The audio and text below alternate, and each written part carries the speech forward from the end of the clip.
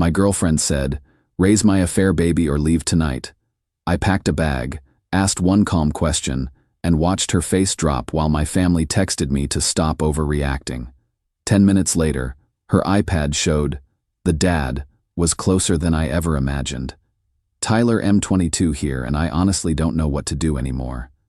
Everything I thought I knew about my life just exploded, and I need outside perspective because I can't think straight.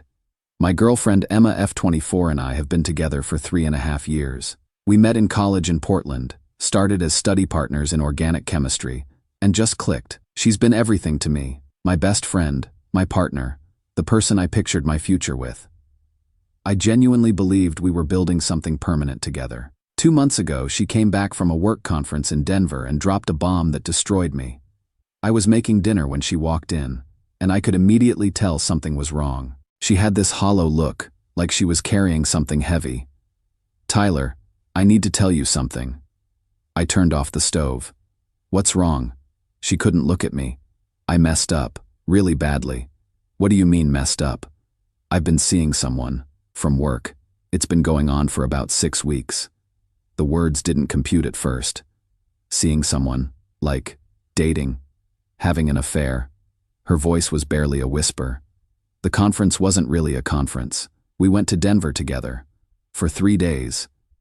I felt like the floor had disappeared underneath me while I was studying for the MCAT. "Tyler, I'm so sorry. I never meant for this to happen." "Who is he?" "A marketing director. He's older. He's persistent. Charming." I got caught up in the attention. "How caught up?" She finally looked at me, tears streaming down her face. "I think I'm in love with him." That's when I lost it. I started yelling, asking her how she could do this to us, to everything we'd built together. She cried and said she felt guilty the entire time but couldn't stop herself. "Do you want to be with him?" I asked when I finally calmed down. "He wanted me to leave you for him." And I said no. I ended it completely. "Tyler, I want to work things out with us. I want to fight for this relationship." "Why?" "Because I love you. Because what we have is real and stable and good. What I had with him was just excitement, novelty. It wasn't real." She begged me to stay, to give her another chance, said she'd blocked him everywhere, would do whatever it took to rebuild trust. Against every instinct screaming at me to run, I agreed to try reconciliation. We started couples therapy. She showed me she'd blocked him everywhere.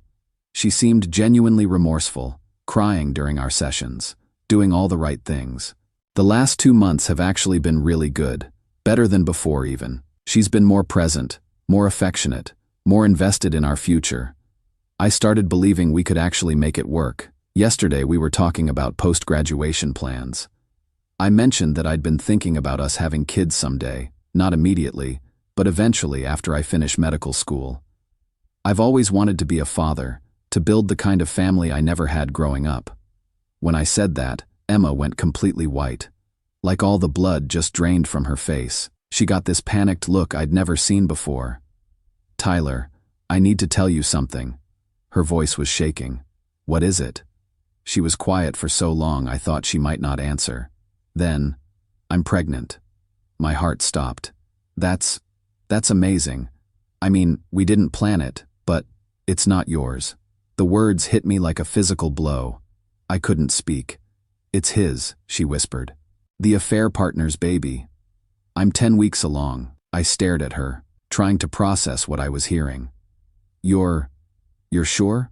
"I want to keep it." The words came out in a rush. "I've always wanted to be a mother, and this feels like fate. Would you consider raising it with me? As the father? We could tell everyone it's yours, start fresh as a real family. No one would ever have to know the truth." I sat there in complete silence, watching the woman I loved ask me to raise another man's child and pretend it was mine. I don't even know how to process this. I want to be a father, but of my own biological child, not some other guy's affair baby. But I also still love her deeply, and the thought of walking away from everything we've built hurts so much. Part of me wonders if I could do it, just pretend, start over, be the family we always talked about being. But another part of me feels sick even thinking about it. Update 1. I called my cousin Jamie, who lives across town. I couldn't just leave without saying something, but I also couldn't face this alone. I needed to look Emma in the eyes and hear her try to explain how someone could do this to another person. Emma came home around 7 p.m. I was sitting in our living room with her iPad open, the Cabo photos on the screen. She saw it immediately. Her face went through this rapid sequence of expressions: shock, fear, calculation, and then something I never expected. Relief. Actual genuine relief. "Tyler," she started. "Mason," I said, my voice barely working. "My brother Mason?" She sat down across from me and actually smiled. Not a nervous smile or an apologetic grimace, a real smile of relief. "Honestly, Tyler, I'm exhausted from pretending.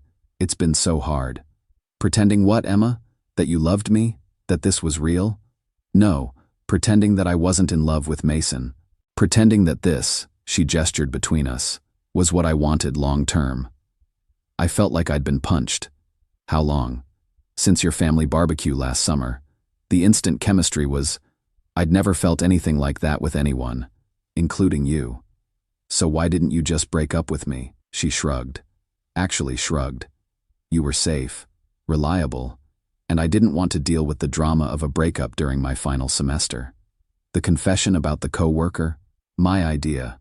I figured if you thought I'd cheated with some random guy from work and we worked through it, you'd be more likely to accept the baby when I eventually told you about it. I was going to say the pregnancy happened during our reconciliation. And my parents, they know?" Her smile got wider. "Your mom helped us plan the Cabo trip. She gave us restaurant recommendations. She said Mason deserved someone who really appreciated him. Why didn't you just leave me after graduation?" "I was going to. No point making things messy when we're both so busy with school." The whole time she talked, her voice was completely calm and matter-of-fact, like she was explaining a business decision. I didn't yell or cry. I just felt hollow, like someone had removed everything inside me and left an empty shell. Jamie arrived just as I was gathering my things. She took one look at Emma and understood immediately. She didn't say a word to her, just helped me pack my essentials and get out of there. The drive to Jamie's apartment was silent.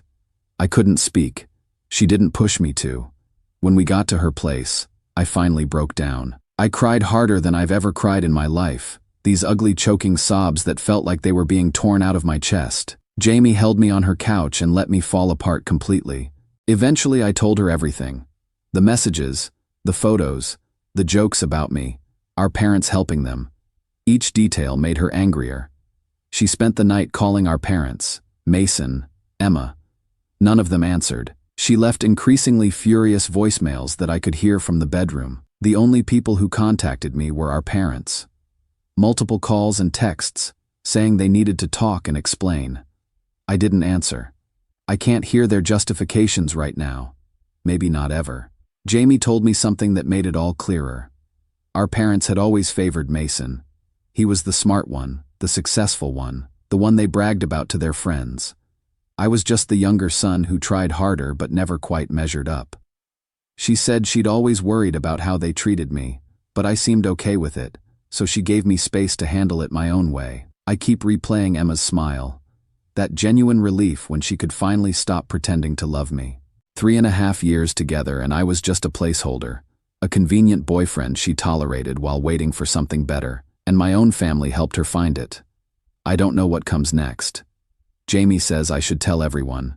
Extended family, friends, mutual acquaintances. She says people deserve to know what Mason and our parents are really like. Part of me agrees. Part of me just wants to disappear and start over somewhere else. My whole identity was built around being part of that family. Being Mason's little brother, the one who wasn't as naturally gifted but worked twice as hard. Being our parents' son, the one who never complained, never made waves, just wanted to make them proud. Being Emma's boyfriend, cooking dinner for her every night, planning our future together, trying to be worthy of her. All of that was a lie, every piece of it. I don't know who I am without those roles. I don't know how to rebuild from absolutely nothing. Update 2. First, some context about where I was mentally after everything came out.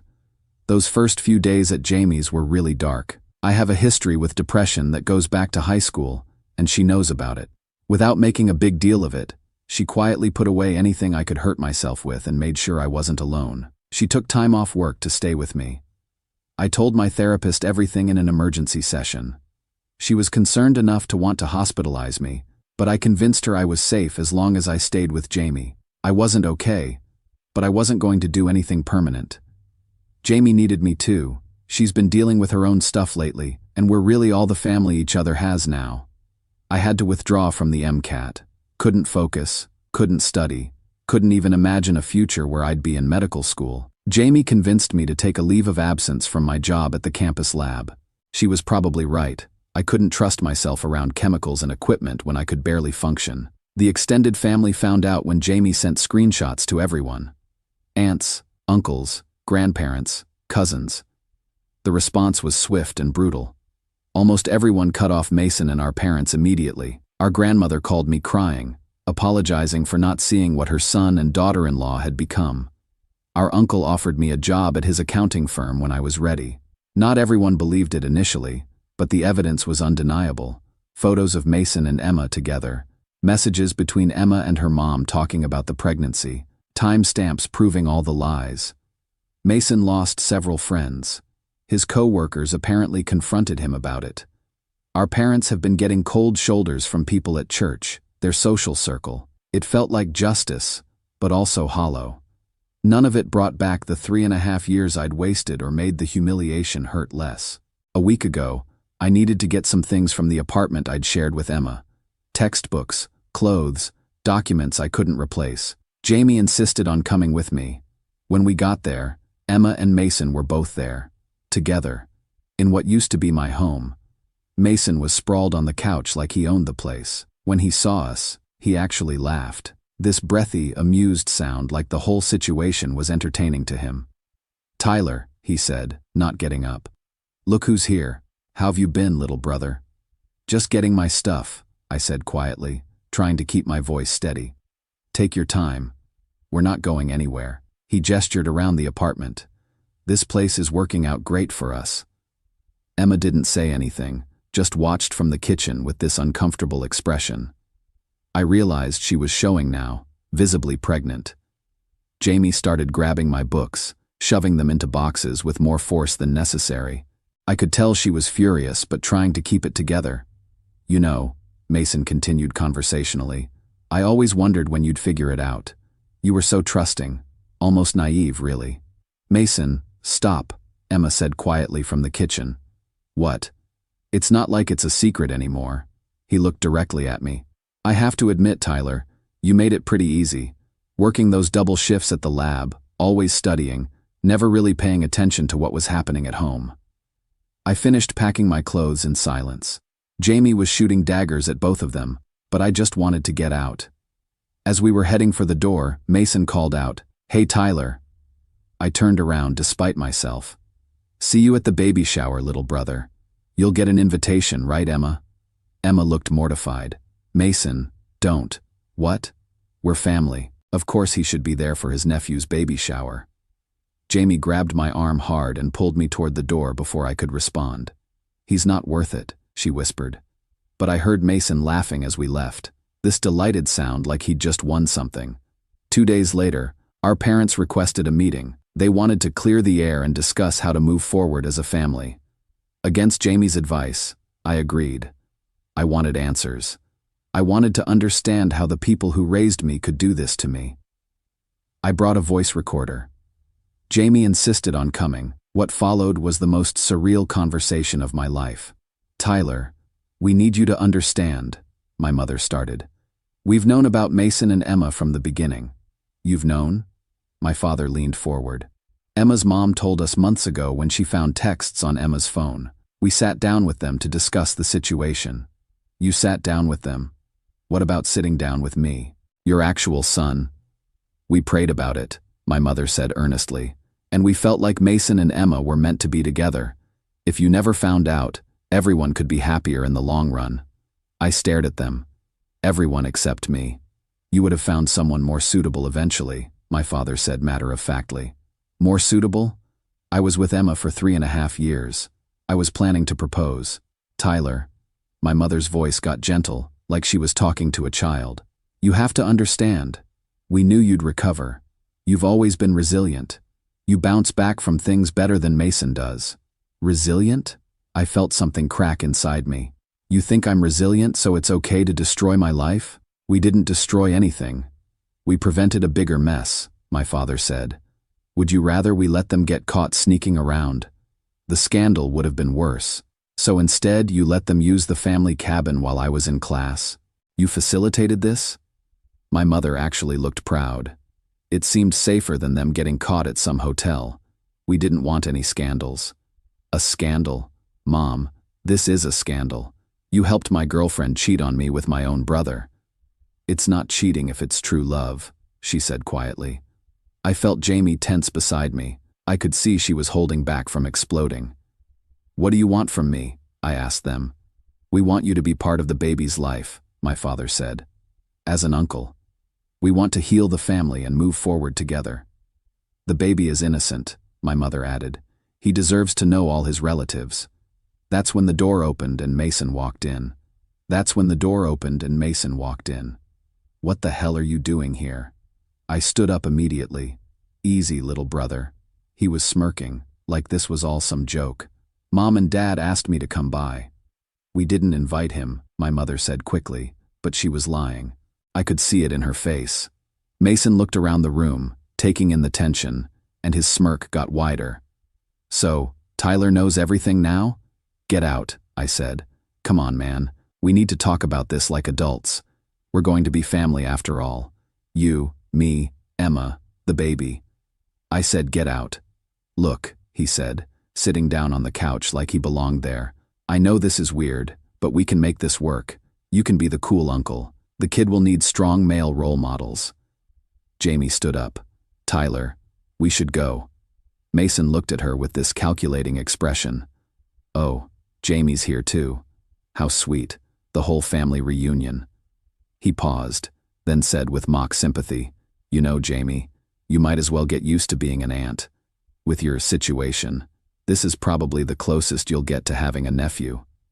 The room went dead silent. Jamie's face went white. She'd been trying to get pregnant with her husband for 2 years. Mason knew this. Everyone knew this. What did you just say? I asked him. I'm just being realistic, Mason said, shrugging. Some people aren't meant to have kids. But hey, now she gets to spoil mine. I don't remember deciding to hit him. 1 second I was standing there. The next my fist was connecting with his jaw. I heard something crack, felt the impact shoot up my arm, saw him stumble backward, clutching his face. Tyler, my mother screamed. Blood was running from Mason's nose. You psycho, you broke my nose. You deserved it, Jamie said quietly. How could you hit your own brother? My father was yelling at me, helping Mason up. He's bleeding. He's your brother, my mother added, like I was the one who'd done something unforgivable. I looked at all of them, Mason holding his face, our parents rushing to comfort him, and finally understood. It was never going to be different. He could do whatever he wanted to me, to anyone, and they'd always take his side. You've lost one son today, I told them, grabbing Jamie's arm. Come on, we're leaving. My hand hurt for days. Jamie says I probably fractured something in it, but honestly, I felt proud. First time in my life I'd stood up for myself and the people I love. I sent the recording to everyone in our extended family. Let them hear what our parents said. Let them hear Mason's cruel comment about Jamie. The response was immediate and devastating for them. Even more people cut them off. Their church asked them to step back from their volunteer positions. Then last week, I got served with papers. Mason is pressing assault charges. Our parents are supporting him as witnesses. They have medical documentation of his injured jaw. My lawyer says the recording helps show provocation, but legally, I still hit him first. The trial is set for next month. Everything was finally starting to feel manageable, and now I might have a criminal record for defending my sister-in-law. Jamie says we'll fight it. She says any jury will understand once they hear what Mason said. I want to believe her. I've been staying busy, applied for a new research position, started working out again. Jamie's been incredible, cooking my favorite meals, making sure I'm getting out of the house, helping me see that I have a future beyond this mess. For the first time since everything happened, I can imagine building something new. Not the life I'd planned, but maybe something better. Something real. Final update, this is not Tyler. This is Jamie, his cousin. I'm using his account because I think he would have wanted me to give you all closure. He talked about this community a lot, said you were some of the only people who truly believed him. The trial happened on February 15th. Despite the recording, despite the context, despite what Mason had said about me, the court found Tyler guilty of assault.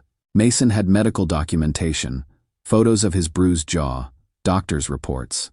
The judge said that regardless of what was said, Tyler struck first, and that's what the law recognizes. Tyler was ordered to pay Mason's medical bills and court costs, several $1,000s he didn't have.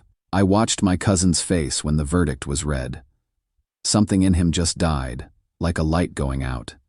He didn't cry, didn't argue, just nodded and walked out of the courtroom. For the next month, he got worse. Quiet. Distant. He stopped talking about the future, stopped responding to job applications, stopped eating regular meals. He would just sit staring at nothing for hours.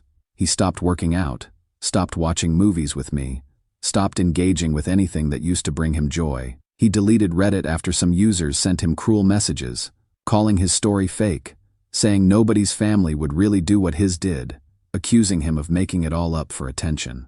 I don't blame those people. They couldn't have known what their words would do. But it destroyed the one community where he felt believed and understood. I tried everything. I took him to the coast. I found new therapists. I offered to help him apply to different schools, start completely over somewhere new. I told him every day that I loved him, that I needed him, that he was the only real family I had left. I stayed up with him when he couldn't sleep. I held him when he cried. It wasn't enough. Nothing I did was enough. 3 weeks ago, I came home from work and found him. I'm not going to describe it. I'm not going to give details. Just know that he's gone, and I am completely shattered. The funeral was last week. Our parents tried to come. Mason tried to come. Emma tried to come. I had them all removed. They don't get to stand over his casket and pretend to mourn. They don't get to post grief on social media for sympathy. They spent his entire life making him feel like he was never enough. Like he was disposable, like he could be sacrificed for their golden child Mason. I hope that decision haunts them every day for the rest of their lives. I hope they remember what they traded Tyler for every time they look at Mason. I hope it destroys them. But I have to tell you something that Tyler never knew. Something I discovered last week that changes everything, even though it's too late for him to know it. A family friend who still talks to me reached out after the funeral. She said Emma and Mason had been trying to have another child, but nothing was happening. Mason went to a fertility specialist and discovered he's sterile, has been his whole life. They did a DNA test on the baby to confirm what the doctors suspected. It eliminated Mason completely, but the genetic markers still showed family relation. So they tested our parents. The results came back positive. Their grandparents. The baby is Tyler's. It was always Tyler's baby. Emma lied about everything. The timeline, the paternity, all of it. She let Tyler believe he was raising another man's child when it was his own biological child she was carrying. She let him think he'd been completely replaced when the baby was actually his. Our parents know now. Mason knows. Emma knows. They're all dealing with the reality that Tyler died believing his brother had taken everything from him, when in fact Tyler was the father all along. I don't know what to do with this information. Tyler wanted to be a father more than anything. He used to talk about what kind of dad he'd be, how he'd never treat his children the way our parents treated us. He died thinking that dream was completely gone. The baby was born last month. I haven't met him yet. I can't handle seeing Emma or being around our family right now. But someday, when I'm stronger, I want to build a relationship with Tyler's son. Not because I have any desire to be around the people who destroyed my cousin, but because that child is the only piece of Tyler left in this world. The people who were supposed to love Tyler showed him exactly what they were. They chose Mason over and over, even when Mason was actively destroying Tyler's life. They facilitated his humiliation, and then acted like his pain didn't matter because he was resilient. Tyler deserved better. He deserved parents who protected him, a brother who loved him, a girlfriend who valued him. He deserved to know his own child was coming into the world.